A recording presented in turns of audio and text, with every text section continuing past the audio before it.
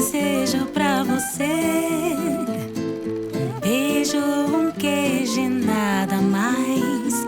Que esse amor seja eterno enquanto cure e que a felicidade te procure.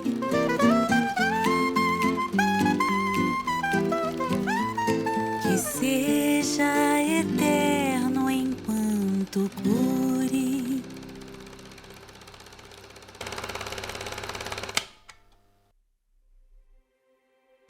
Depois de conhecer a Júlia na Quinta das Magnólias, em Bragança Paulista, vamos até São Bento do Sapucaí, em busca de mais uma queijaria da nova geração.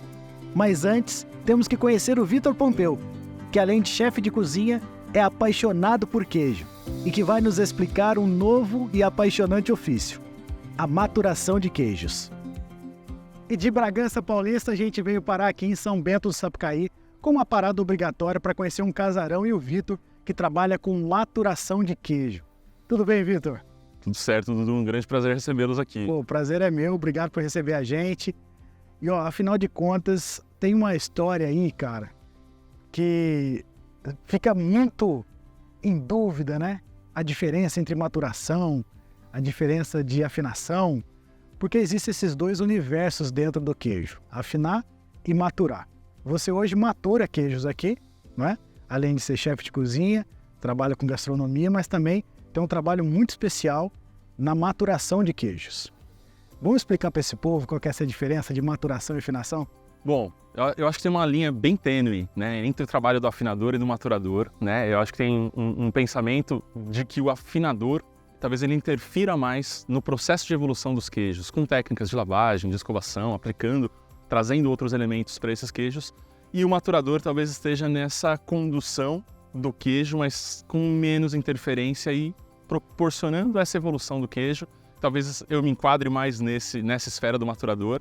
Eu procuro trabalhar entendendo a identidade dos queijos dessa nossa região da Mantiqueira e trazendo nesse nosso ambiente com algumas técnicas também, mas deixando eles se expressarem mais, aplicando técnicas da casca mofada, né? Deixando essas aflorarem e participarem desse processo e do resultado final que a gente procura trazer. Então, né, o termo afinador vem de affiner, né, que é um ofício, um termo francês, que é um ofício muito valorizado na Europa. E aqui a gente está nesse universo brasileiro, talvez compreendendo muito, né, do que é o cenário queijeiro e percebendo a potência que a gente tem no nosso território também.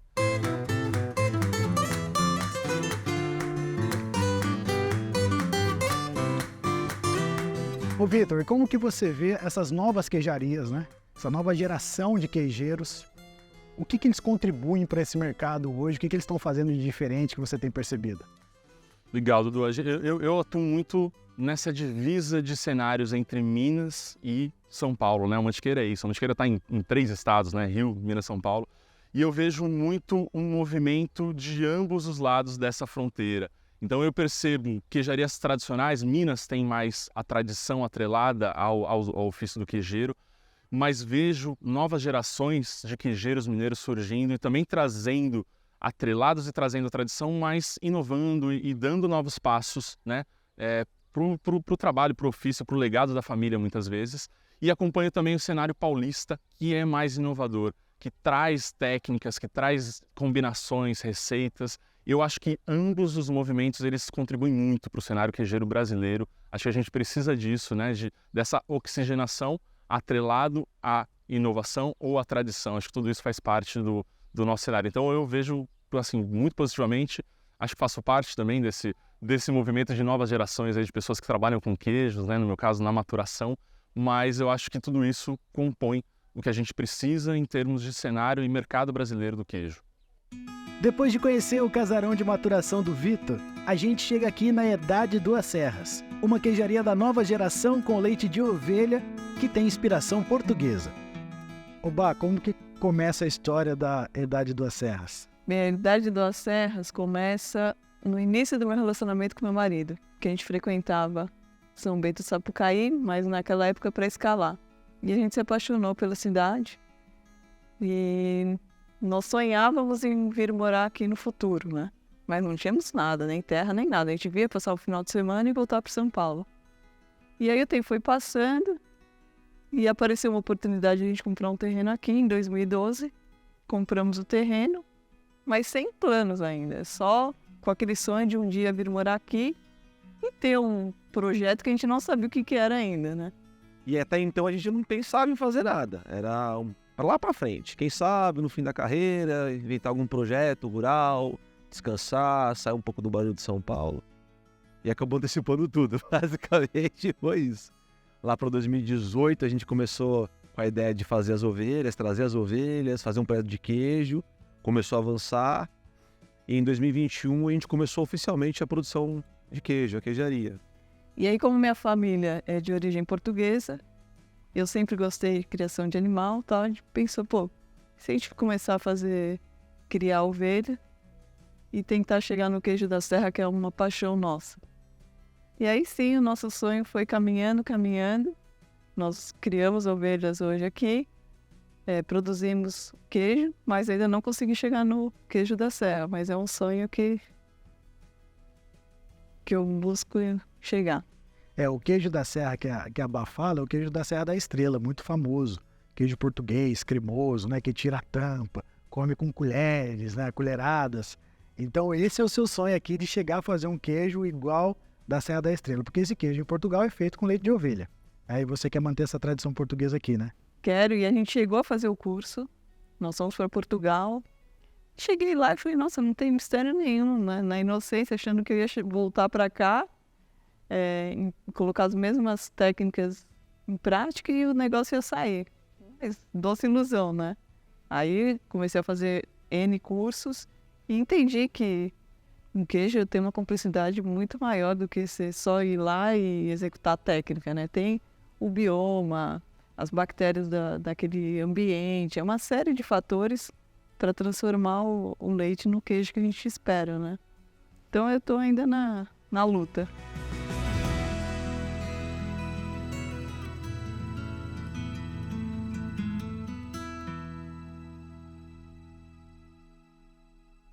Henrique, e o Herdade Duas Serras tem um nome muito legal porque ele traz a inspiração de duas serras. A Serra da Estrela, lá em Portugal, que vocês têm origem, tem família lá, e Serra da Mantiqueira, onde vocês estão aqui no pé dela, né? Cara, foi uma grata surpresa a nossa vida ver dois biomas tão distantes, né, mas tão semelhantes ao mesmo tempo. Região montanhosa, fria, com uma série de capins nativos, em que a gente pudesse trabalhar algum tipo de cultivo e pudesse trabalhar também alimentação animal direto, né, na pastagem nativa. Então essas coisas têm muito a ver com a Serra da Estrela e com a Serra da Mantiqueira. A gente conheceu primeiro a Serra da Mantiqueira, né, porque a gente via antes. Mas agora a gente não passa um ano fora de lá, porque tem família lá e aprendeu muito lá, especialmente como cuidar da terra antes de cuidar do bicho. Porque sem a terra não tem bicho. E isso foi a nossa maior lição lá, né?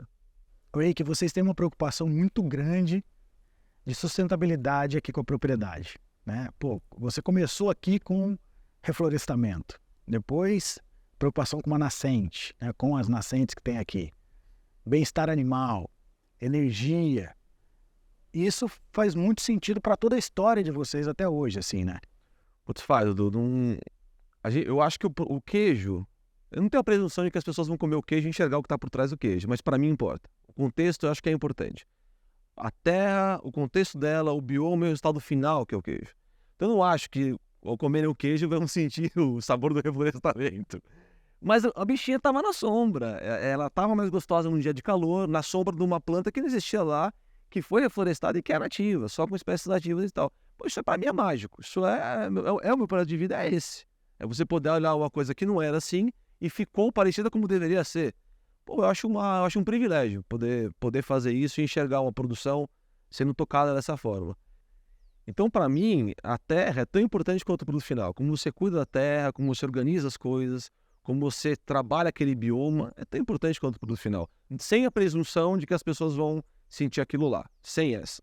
É uma coisa que a gente tem prazer de fazer, uma coisa que a gente vive no dia a dia, vê acontecer, e o antes e depois é mais gostoso. Quando você vê como era, como ficou depois, e na verdade era como o depois é como devia sempre ter sido, né? Sem a presença do homem, você tentando voltar aquela coisa, o reflorestamento de mata nativa, a revitalização de nascente. Nascente que a gente começou com 6, hoje tem 12. Tudo isso que veio do reflorestamento, porque mudou a temperatura, porque organizou, porque onde o gado estava assoreando hoje não tem mais, as ovelhas têm outro peso, elas tomam água das nascentes, mas a água é distribuída a elas não vão no olho d'água tomar. Então tem toda uma organização que, putz, para mim é um grandíssimo prazer poder olhar isso e saber que um dia isso vai ficar para alguém e vai ficar melhor. E quando você fala de ficar melhor, também tem todo um cuidado com o bem-estar animal. Tem. Que a gente sempre fala que gentileza gera gentileza. Óbvio que isso deveria ser obrigação de todo produtor de bem-estar, mas infelizmente não é a realidade. Não é todo mundo que se preocupa com o bem-estar animal. Tanto na questão de produção de leite, na questão do corte, em qualquer outra produção que envolva animal, não é todo mundo que se preocupa, infelizmente. Mas aqui você tem uma preocupação muito específica nesse bem-estar animal, né? Tem, cara. E é uma composição. É a preocupação com o bicho e com a gente. É uma composição, é um equilíbrio muito interessante. Porque, por exemplo, a gente faz só ordenha da tarde, a gente tem muito pouca mão de obra, a gente que roda, a gente que trabalha, a gente está aqui no dia a dia mesmo. Se eu passar a ordenha da tarde, eu já fiz a ordenha da manhã, já lavei a ordenhadeira, eu tenho que fazer a ordenha da tarde novamente. São 2 trabalhos, precisa de mais gente, precisa de mais coisa, e a gente é pequenininho, a gente está falando de, 40 litros dia no auge da lactação. Então, se eu fosse a ordenha da manhã, se eu for fazer a da tarde, eu já não estou fazendo alguma coisa da tarde, que eu podia estar fazendo para as ovelhas. Então, a gente faz a ordenha da manhã, a gente traz as ovelhas de volta para as crianças, e as meninas ficam com suas filhinhas o dia inteiro. Quando chegar no final do dia, o uber delas está limpinho, porque já foi tudo mamado. Então, eu retorno as ovelhas para o aprisco, separo as crianças das mães, e no dia seguinte eu tenho um leite super fresco de altíssima qualidade. Elas passam um dia com a mãe, elas têm um score corporal diferenciado, porque elas vão melhor, elas se desenvolvem, porque a gente não faz o desmame. Eu não tenho a mão de obra de fazer a ordenha da tarde, e funciona para todo mundo. Essa composição de pensar no bem-estar animal, mas também pensar no nosso, e fazer casar, esse equilíbrio aí a gente levou um tempo para chegar, porque você não pode nem forçar aqui, nem forçar lá, e a conta tem que fechar, né? E essa conta a gente descobriu que pra gente era assim, não fazer o desmame, deixar o cordeiro no pé da mãe a vida toda, basicamente, porque até ela poder ser mãe, ela segue o jogo. As secagens de lactação, né, são naturais também, vai secando aos poucos, tem que ficar de olho, tem que tomar cuidado, mas é como a gente faz. Então a gente não faz secagem abrupta, porque a gente não faz desmame. Então é tudo, parece ser um maluco, mais orgânico assim e tal, mas funciona. E a gente acaba no dia a dia tendo que ter mais atenção, mas também trabalha de uma forma mais inteligente, menos pancada, menos desgastante, porque o trabalho naturalmente já é desgastante. Então é um bem-estar do bicho, é o bem-estar da gente e funciona. Pra gente funciona.